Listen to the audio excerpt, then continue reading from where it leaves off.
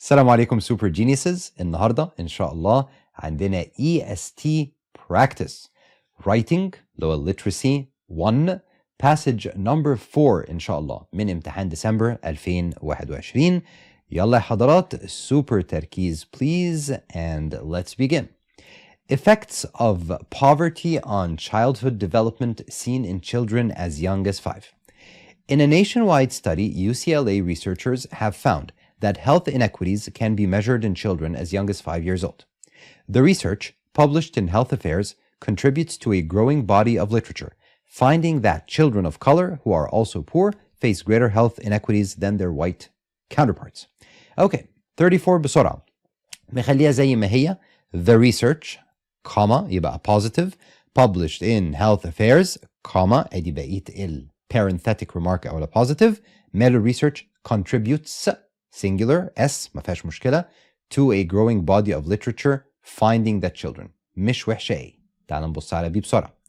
The research, comma, was published in Health Affairs, comma, contributed to كذا. دي غلط, فيها كده حاجة اسمها 5.9 اللي هي sentence fragments بنتعلمها في level 2 يا عبقرة بالتفصيل. Why هنا غلط؟ Because السبجكت بتاعي اللي هو the research لازم يجي معاه one strong verb، وهنا جا معاه two strong verbs، واحد اللي هو was واتنين اللي هو contributed. If I have one subject with two strong verbs, this is called a fragment. دي الطريقة اللي احنا بنشرحها بيها في level 2. Now, some of you may have heard الفراجمنتس بتتشرح in a different way. Most of the ways are correct, but there are different approaches, and this is the way we go, so B is wrong علشان fragment. يلا نشوف C.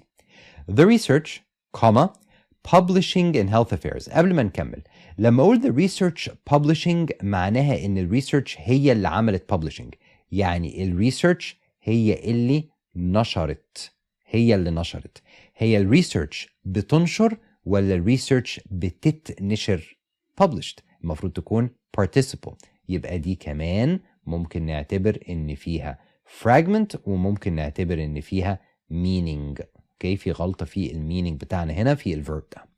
دي the research had been published in Health Affairs، نفس الغلطة تاني. so عندي subject اللي هو research، وبعدين عندي strong verb اللي هو had been published، وبعدين عندي another strong verb اللي هي contributes. ما ينفعش one subject with two strong verbs. fragment 5.9 برضه.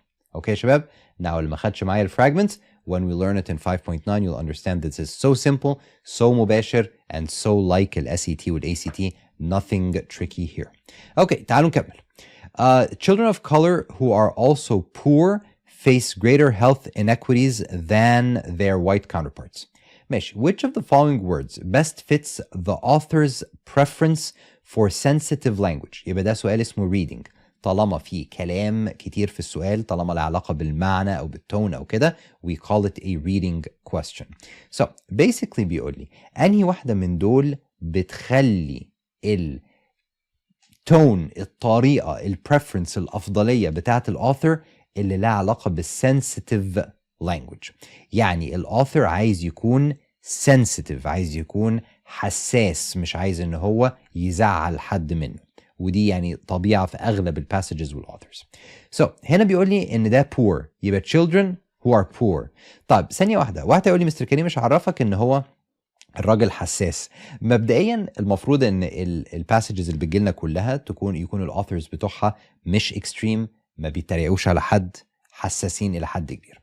إنما هنا عندي دليل بيقول قبل كده هنا children of color، بدل ما يقول البلاك children مثلا أو يقول الافريكان امريكانز ولا بتاع، قال لك of color. اوكي، ف of color دي نوع يعني طريقة مهذبة من إن أنا أقول على البلاك people.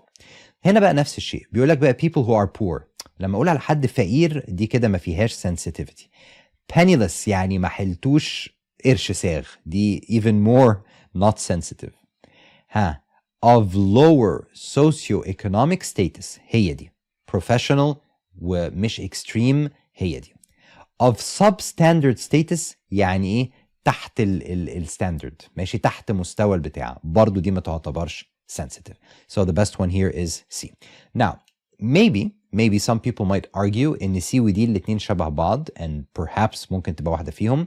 يعني هعديها لكم.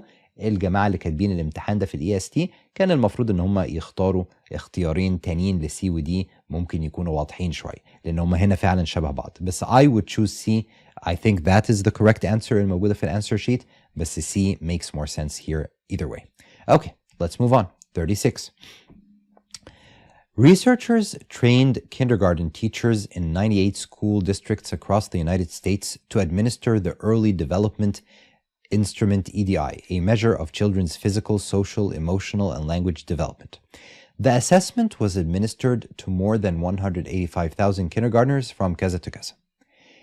If analyzing and correlating the results according to where the children lived, the investigators found that Kaza. ينفع أقول لك if analyzing the results the investigators found ملهاش معنى. يبقى هنا في عندي joining word أو عندي transition. غلطة اسمها عندنا 5.5 joining words. اوكي طبعا الاف هنا ملهاش معنى خالص. لو analyzing results ايه اللي هيحصل لو analyzing results the investigators لقوا ملهاش معنى. طيب but analyzing the results the investigators found ولكن analyzing they found no.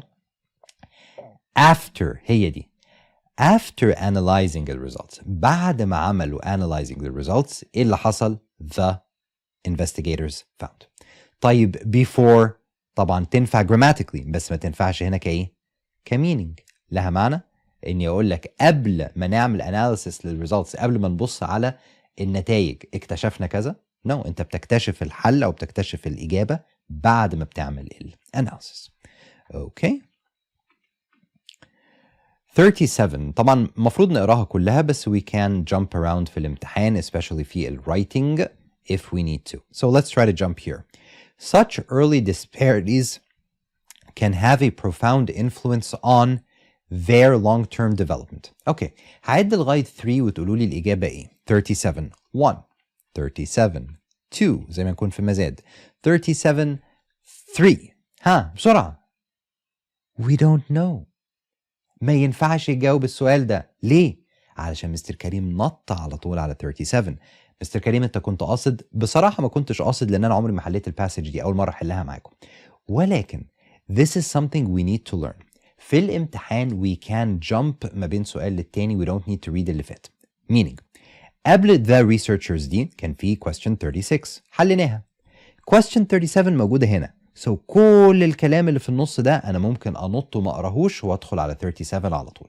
في الريدنج الكلام ده ملوش معنى بس في الرايتنج سيكشن ينفع ساعات وساعات لا. طب ايه الاكزامبل اوف ساعات لا؟ حاجه زي دي. هنا في pronoun عندي اللي هو there. طب pronoun there ده المفروض يبقى راجع على مين؟ على children ولا adults ولا neighborhoods ولا black children؟ I have no idea. لازم اكون قريت اللي قبل كده كان ايه. Okay, so دي exception من ال exceptions اللي بتخليني لازم أقرأ. طبعا if you do have time, always read the whole passage. The researchers also found that income-related differences in developmental vulnerability varied substantially among children from different ethnic and racial groups. Black children, for example, were at highest risk, followed by Latina أو Latino children. Latina يعني بنات, Latino يعني ولد. Asian children were at lowest risk. The differences in developmental vulnerability between black children and white children were most pronounced at the higher socioeconomic levels and tended to narrow for black and white children from lower income neighborhoods. خدوا بالكم ان هنا قال لك higher socioeconomic levels ودي كانت إجابة سؤال من شوية بتاعت sensitivity. So ده يعني indication ان هو صح. مع انه هنا بدأ يقول لك black children وفي الأول كان بيقول لك of color. ماشي. Such early disparities can have a profound influence on a long-term development بتاع مين؟ اوكي لا كده بقت سهلة قوي. ليه يا عزيزي؟ بص يا عزيزي. Developmental vulnerability between مين؟ black children and white children. وكل الكلام بيتكلم عن ال children. يبقى there دي عايدة على مين؟ على children. يبقى الإجابة ايه؟ اوكي؟ الفكرة بس ان I wouldn't have been sure unless ان انا قريت الجزء الأولاني ده. اوكي. Our findings underscore the pronounced طيب واحدة يقول لي ما لازم نقرا ما ننط. ماشي تعالى نجرب ننط ال 38 المرة دي. يلا بينا. What this study showing. قبل ما نكمل ينفع اقول لك what this study showing. This study هنا ده هيكون ايه؟ كأنه subject ولازم يجي وراه ايه؟ strong verb. ing هنا weak verb يعني غالبا fragment. طب بسرعة قولوا لي بصوا على 38. مين عايزها A؟ بسرعة يا شباب in the comments now. 38A ولا 38B ولا 38C ولا 38D. Come on people. 38 A ولا B ولا C ولا D. Go. اوكي برافو عليكم يا عبقرة. So ما ينفعش اقول لك showing لان هنا دي هتبقى fragment. طب ممكن اقول will show. تعال نبص كده. What this study will show is that these patterns of inequality ثواني كده are clearly evident and measurable. طب will ده في الفيوتشر يبقى اسمها 1.3 verb tense. خلاص انا عايز اجيب هنا السايتيشن بعيد قوي عن السؤال. والسبب الاساسي هنا يا شباب كان ايه؟ 5.9 fragment. So اكتبوا بليز. لو في حد حاضر معانا دلوقتي مش في الكورسز بتاعتنا you don't know what these numbers are. كل درس عندنا في المنهج بيكون له رقم. So دي ارقام الدروس دي. ماشي هنا بيقول لي are clearly يعني present فما ينفعش اقول will show. طب ينفع اقول showed في الباست؟ لا برضه. يبقى الاجابه الصح مين؟ C. يبقى دي 1.3 verb tense برضه اللي هي showed لان السنتنس في present tense. اوكي يا عبقرة. اوكي يا عبقرة. اوكي يا عبقرة. اوكي now شباب بسرعة. if you know someone who can benefit من الحل بتاعنا ده من الناس اللي معانا please make sure that they are attending whether live or later on by sharing this with them. Super people. اوكي يلا بينا. 39 39 39 39. okay. Halfon also is a professor of pediatrics. اوكي الموضوع ده سهل قوي. يعني I think ان السؤال ده ممكن ناس تقول عليه ده سؤال reading وناس تقول لا ده grammar وناس تقول كذا. Never try to guess ايه هو نوع السؤال and never try to guess ازاي تحل السؤال من غير ما الاول نبص على الانسر choices. اللي هيقعد يبص هنا ويضيع وقت ما كانش لها لازمه. بص على الانسر choices. 39A. Halfon also is a professor of pediatrics. B. Halfon is also colon a professor of pediatrics. Also semicolon Halfon is a professor. Halfon is also a professor. يبقى كلها ايه؟ punctuation. يبقى ده ولا grammar ولا reading ولا لازم افكر بالطريقه دي. ده مجرد punctuation. اوكي مين عايز A؟ 39. مين عايز B؟ مين عايز C؟ مين عايز D؟ hurry up. Come on guys. اوكي ركز معايا بس بسرعة عشان دي مهمة شوية. أول حاجة لو مش عارف الإجابة الصح إيه ومش طبيعي إنك تبقى عارف الإجابة الصح إيه always try to eliminate الإجابة الغلط. So eliminate الإجابة الغلط that's smarter than trying to find الإجابة الصح. Now we all know إن الكولن بالشكل ده هيبقى غلط. So also وراها colon أو also قبلها colon غالبا غلط. So this is wrong. Punctuation hack. Also وراها semicolon غالبا غلط. Punctuation hack لأن semicolon عادة بتستخدم to separate two complete sentences or a list which is not the case here. يبقى اتبقى عندي A واتبقى عندي D والاتنين شبه بعض جدا. تعالوا نبص على A. Halfon also is a professor of pediatrics, public health and public policy in the David Geffen School of Medicine, UCLA. D. Halfon is also a professor of pediatrics, public health and public policy. ايه رأيكم؟ A ولا D؟ بسرعة.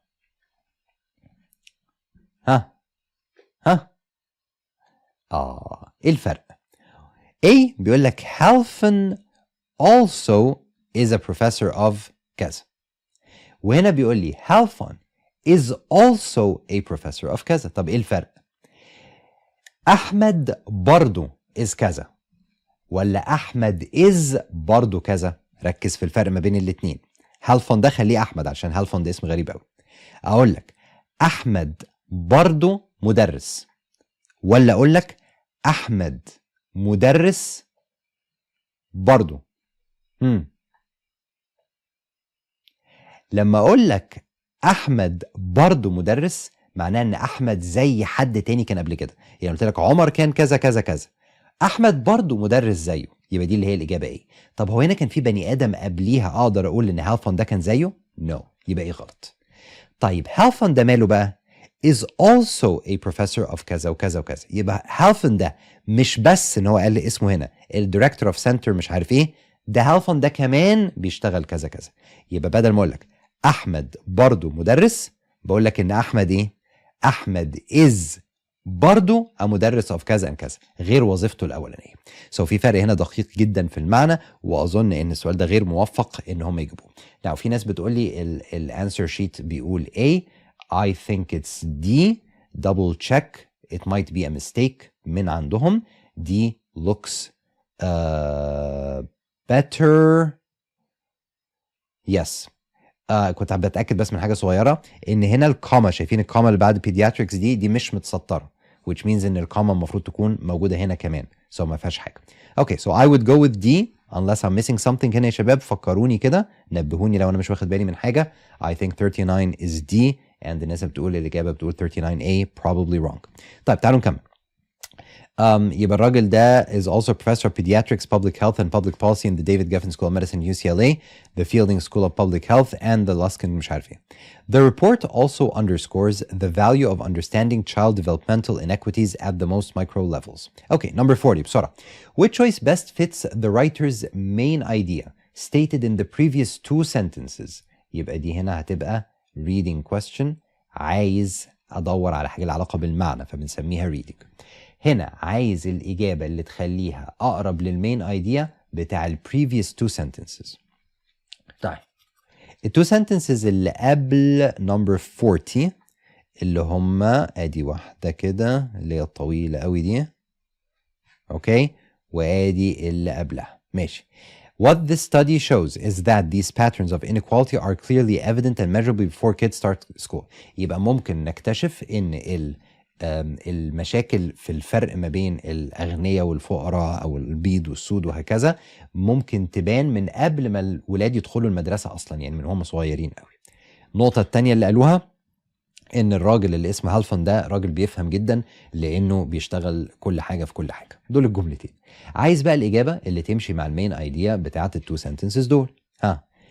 هنا بقى بيقول لك إيه؟ The report also underscores. يعني underscores يعني بيؤكد، بيوضح. looks good. lacks يعني ما فيهوش. ignores يعني بيتجاهل. assesses يعني بيقيم. مبدئيا lacks و ignores الاتنين دول فيهم ايه؟ contradiction. اوكي، دول عكس اللي انا عايزه. انا بقول ان الريبورت ده ماله؟ ريبورت حلو، يبقى بيأكد، بيوضح، بيبين. assesses معناه انه بيقيم. الريبورت بيقيم the value of understanding كذا؟ لا، الريبورت كان بيقول ايه؟ study shows كذا. يبقى في عندي evidence clearly evident. يبقى هو already الستادي ده، الريبورت ده طلع لنا حاجة، لقالنا حاجة، مش لسه هيقيم. فأساسس دي غلط لأن المعنى بتاعها غلط، لأن أنا بتكلم على الريبورت خلص ودي النتيجة بتاعته. ماشي، خدوا بالكم إن هنا نقدر نستعمل واحدة من الهاكس الشهيرة بتاعتنا، positive negative hack. فاكرينها؟ So everybody who's with us في الكورس positive negative hack بنستعملها على طول. So positive الإجابة A which is underscores و B و C are negatives and depending على main idea وعلى كل اللي احنا قريناه we need a positive answer. 41. The author is considering deleting the underlined quote. Should the quote be kept or deleted? يبقى ده اسمه yes yes, no no question, keep ولا delete. تعال نبص. Because the EDI is not only reported at but also linked to census tract level indices of neighborhood risk, this measurement tool helps cities and local grassroots efforts develop targeted supports and services to address racialized disparities. Adds co-author Lisa Stanley. طيب. Now, طبعا هنا غير موفق من مستر EST إن هو يسأل السؤال الغريب ده. Why؟ علشان بعد السنتنس اللي أنا عايز أشيلها دي عندي إيه؟ adds co-author Lisa Stanley. طب ليزا ستانلي بتقول، ودي مش متسطرة، يعني دي لازم تفضل الحتة دي. لو أنا شلت 41 دي أقول كده ليزا ستانلي قالت إيه؟ ما أنت شلت الحاجة اللي قالتها. You understand? so it doesn't make any sense خالص. so شكل السؤال ده اصلا غلط، ده خطأ كبير جدا. لو افترضنا ان هو مش خطأ وانها هدية، يبقى الاجابة سي ودي ما ينفعوش، لان simply لو انا عملت deleting للسنتنس دي هيبتدي paragraph جديد او sentence جديدة بكلمة adds co-author ليزا ستانلي من غير ما يكون في اصلا quotes قالتها مس ليزا دي. يبقى الاجابة يا ايه يا بي. ماشي. keep it. The quote supports the main idea in the first paragraph. ولا keep it. Quotes are always an added benefit to any text. ده سؤال يعني مش عارف مين اللي كتبه بصراحة. جماعة بتوع EST واضح ان فيهم ناس مختلفة بيألفوا الامتحان. يعني في مثلا واحد اسمه اكس وواحد تاني اسمه واي وواحد تاني اسمه زي، فتقدر انك انت تعرف السؤال ده مين اللي ألفه. اكس ده اللي هو يعني بيقلد الاس اي تي والاي سي تي بالملي وراجل خبرة، وواي ده بيجيب اسئله غريبه كده اهو عمرنا ما شفنا حاجه شبهها، ومستر زي ده بيجيب حاجات سهله بطريقه غريبه جدا جدا، ويمكن يكون نفس الشخص بيحاول ينوع. المهم يعني A is the only answer that works. B غلط خالص, too extreme. مفيش حاجه اسمها quotes are always an added benefit to any text في الدنيا. دي اسمها too extreme. It's يعني as obvious as day. وام يعني impressed ان هم بيستعملوا السكيلز والهاكس بتاعتنا. So B is wrong. C ودي اصلا ما ينفعوش، ما اقدرش اشيل حاجه. A is the only answer that works. Okay, so whether you like it or not, حتى لو ما قريتش الباراجراف اصلا, this is the only one. Okay, يلا بينا. The EDI tool was developed by Dr. Dan Offord and Dr. Magdalena Janus at the Offord Center for Child Studies at McMaster University, Ontario, Canada, and has been internationally validated and used widely in Canada, Australia, and other nations. The EDI was first piloted in 2009 by UCLA in Santa Ana in partnership with First 5 Orange County. Which option, if inserted here? شباب أنا تعبت. I'm going so fast. You need to help me, guys. Okay? So ساعدوني بقى في number 42. ساعدوني. Best supports the previous statement on the validated use of EDI. ماشي. So عايز ازود دي reading sentence هنا. السنتنس الجديدة اللي هزودها عايزها to support ال previous statement اللي بيتكلم عن ال use of EDI. Okay. تعال نبص. 42A. Over the past 10 years, UCLA has enabled city and school district leaders in over 85 communities spanning 18 states to assess the health, development, and well-being of more than 350,000 kindergartners across the US. تنفع؟ تنفع. ليه؟ لأن أنا آخر حاجة كنت بتكلم فيها هنا إيه؟ إن UCLA عملوا التجربة دي بالEDI in partnership with Orange County, المنطقة اللي هي فيها UCLA. أوكي؟ الحي أو المدينة أو كده. Over the past 10 years بقى UCLA بقى عملت ايه؟ قدرت ان هي تساعد 85 community في 18 state ان هم يعملوا كذا. Makes sense. Supports the use of EDI. ماشي. B. The piloting of the EDI was a groundbreaking phenomenon that allowed so many new tools to emerge. لا. A is better. هتقول لي ليه؟ طب ما B شكلها positive. أنا عايز the one that best supports the previous statement on the validated use of EDI. To support الuse بتاع حاجة you need تفاصيل, you need details, وده اللي موجود في الإجابة A. في أرقام وفي دليل. إنما B just بتقول إنها كانت حاجة مهمة قوي وناس كتيرة عملوا tools جديدة. Too general. Many schools and districts all over America were supported through the use of the EDI tool and many professionals expect more to come.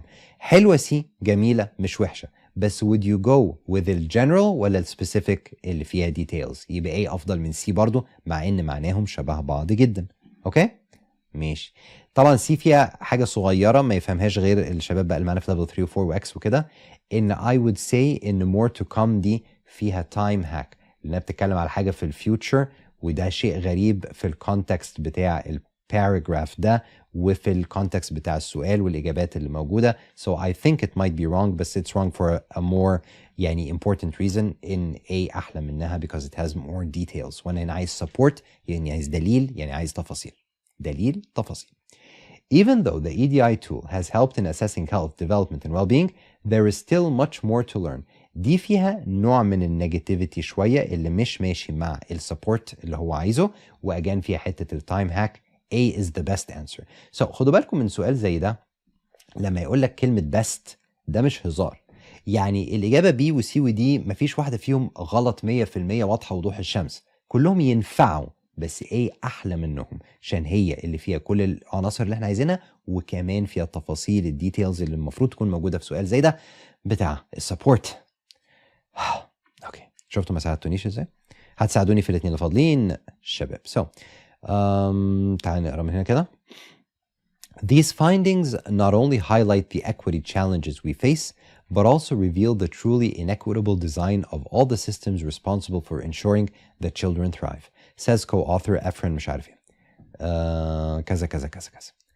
However, only by addressing the historical exploitation and exclusion of marginalized communities can we begin to repair the pains and exploitative practices of كذا. ماشي. ده سؤال transition. اوكي وقولوا لي بسرعة في الكومنتس please everybody. 43 مين عايز A مين عايز B مين عايز C مين عايز D. come on come on come on come on. comments people. okay 43 يا حضرات. however معناه ان في contrast ما بين اللي قبلها وما بين اللي بعدها مش كده؟ طب و nevertheless معناها ان في contrast ما بين اللي قبلها واللي بعدها، يبقى نقدر نقول ان في 43 we have a super easy question لو احنا مذاكرين. فاكرين السكيل العظيمة بتاعتنا يا شباب اسمها ايه؟ duplicate skill. خدوا بالكم don't confuse ال duplicates بال similar answer choices skill بال opposite skill. 3 مختلفين واللي مش عارفهم it's fine خليكم معانا بس دلوقتي وركزوا كده. So duplicate skill باختصار that's not the whole thing بس باختصار if you have two answers that give you the exact same meaning then الاتنين أكيد غلط. So however و nevertheless هنا نفس المعنى يبقوا غلط. Thus معناها cause and effect معناه إن في reason في علاقة سببية و moreover يعني إيه؟ كمان إضافة بالإضافة also. So let's take a look. Should it be thus ولا moreover؟ تاني. These findings not only highlight the challenges but also reveal the truly مش عارف ايه design of all systems. ماشي؟ طيب. Thus, therefore, only by addressing the historical exploitation with exclusion of marginalized communities can we begin to repair. هي دي. Moreover غلط. ليه؟ Moreover معناها also معناها كمان. طب اللي قبل ده اللي هو السنتنس اللي بالبيربل دي كانت بتقول ايه؟ ان الفايندينجز دي بينت ان الاكويتي تشالنجز اللي موجوده كتير مثلا وان في ديزاين انكويتبل موجود، يعني بينت ايه العيوب اللي موجوده. كمان اضافه لذلك only by addressing الهيستوريكال مش عارف ايه نقدر نحل المشكله. لا الاولانيه كانت بتقول لك ان احنا اكتشفنا المشكله. اقول لك بالاضافه الطريقه دي الوحيده اللي هنحل بيها؟ نو no. الاولانيه بتقول لك احنا اكتشفنا ان في مشكله اللي وراها تبقى ايه؟ فبالتالي therefore thus الطريقه الوحيده ان احنا نحلها هي كذا. يبقى 43 B. وبرضه ما ساعدتونيش. therefore لا مش دي الاجابه thus هي الاجابه. therefore حضراتكم اللي هتحلوا لي number 44 وانا مش هعمل اي حاجه خالص. I will just watch you all. So 44 A B C D E. It's super easy. Super easy. Super easy. Look at the answer choices لو احتست. punctuation. كلهم شبه بعض فرق في punctuation. تعال نبص. Only by addressing the historical exploitation and exclusion of marginalized communities can we begin to repair the pains. حلو. يعني only by كذا يجي comma وبعدين يجي الverb. تنفع. طب تعال على B. Only by addressing the historical and exclusion of marginalized dash communities. marginalized the adjective, communities the noun وده بيوصفه فما اقدرش احط داش في النص فدي punctuation. مفيش حاجه اسمها كده. طب تعالى هنا comma وكوما لها معنى. marginalized comma communities adjective comma noun comma الverb بتاعها ملهاش اي معنى هنا برضو. هنا كاني عملت a positive كاني كلمه communities هشيلها. غلط تماما. طيب only by addressing the historical exploitation exclusion of marginalized semicolon communities ينفع الادجكتيف والناون بتاعه احط ما بينهم semicolon او colon. no no no punctuation. اوكي شباب اللي معانا في الكورس في level 3 و 4 بنتعلم كل ال punctuation skills and hacks. so لو حد لسه ما دخلش معانا 3 و 4 it's coming. اوكي ان شاء الله. so that was easy. 43 super geniuses. اوكي حضرات، سهل ولا صعب؟ اوكي تعالوا نبص مع بعض بس بصه سريعه. look what we've done. مش مهم انتوا جبتوها صح ولا غلط، الاسئله دي مش مهم السكورز بتاعتكم ايه. المهم ان انتوا تعرفوا ان we used 5.9 sentence fragments. we used ال meaning skill. we used ال transition questions وال 5.5 joining words. استعملنا كمان يا شباب ال fragments again. 1.3 اللي هي ال verb tense. punctuation جه سؤالين على ال punctuation أظن. استعملنا ال positive negative hack. استعملنا ال contradiction skill. yes yes no no questions to extreme skill. استعملنا مع بعض ال details hack بتاعت ال support دي details hack. استعملنا ال time hack. transition question, punctuation, duplicate skill. واخدين بالكم؟ These are the things you need to come out with من الكلاس بتاعنا. And when you're done, you should re-watch any part you missed or don't understand fully. You should redo the passage دي by yourselves bit time and try to check your answers بعد كده مع الانسرز اللي احنا عملناها. Now remember كان في سؤال هنا عليه كلام. I think it was which one was it? Which one was it? 39 اوكي. بصوا عليها بصه if هي كده بتناقض الانسر فورم بتاع جماعه بتوع الاي اس تي. double check let me know لو عندكم اي سؤال، لو في حاجه مش واضحه. I will look برضو if I'm mistaken في حاجه ابقى اعمل لكم فيديو ان شاء الله اصلح فيه السؤال ده. شباب عبقره you're geniuses. share this مع حد ممكن يستفيد. and remember كل يوم ان شاء الله I've been doing this for a very long time so يعني ربنا يساعدني كده واكمل. كل يوم عندنا فيديو جديد على الفيسبوك وعلى اليوتيوب على تيك توك وعلى الماسنجر ايه ماسنجر وعلى الانستجرام. برد على اسئله الطلبه، برد على اسئله البيرنتس، بنشرح حاجه، بنحل حاجه. do follow do watch do like. شباب I'll see you in the next one. stay geniuses لغايه لما اشوفكم. stay geniuses لغايه لما اشوفكم. اوكي شباب اللي معانا في الكورسز بتاعتنا في كل الليفلز check your جدول. we have classes coming up. check your جدول. Okay. Thank you حضرات، ربنا معاكم. Tell me what you think في الكومنتس.